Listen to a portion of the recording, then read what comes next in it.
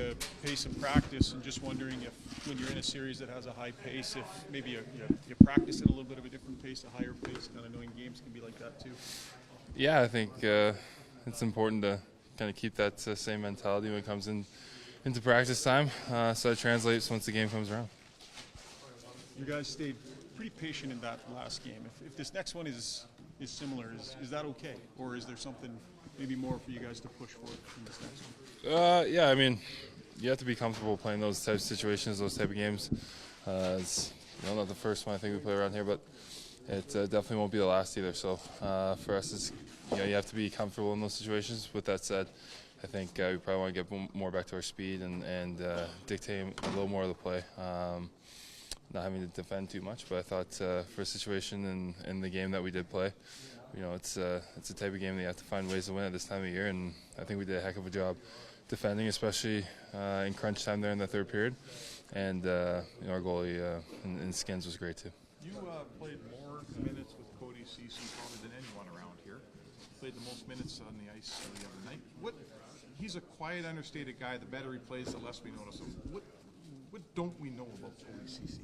I just think his reliability every time he goes on the ice. I mean, a lot of times when he's out there, it's not an easy matchup, and he's a guy that most nights plays a full clean 60 minutes, and he's like you said, you don't really notice him just because how well he plays the game, how well he reads the game. And obviously when you're out there against top competition, sometimes if they get a chance where not ends up in the back of the net, and sometimes that's all that's highlighted. But he does so many good things on the ice, and the fact that he's not noticed most nights just speaks more to his knowledge of the game, his positioning out there, and he's a heck of a partner to play with. You said once that you get blamed for everything, including traffic on Jasper Avenue. I said with a smile on my face. You guys took it way too literally. My gosh. Can't take anything. Can't say anything around As here. a guy that doesn't get a bunch of points and gets blamed because the puck does go in, and that's how it works when you're a stay-at-home defenseman, does he get an unfair amount of that? Who cares? Darnell, this group has had success in the past closing out games over the last few years. How much do you kind of go back to those experiences in preparation for Wednesday's game, just knowing that you've done this before?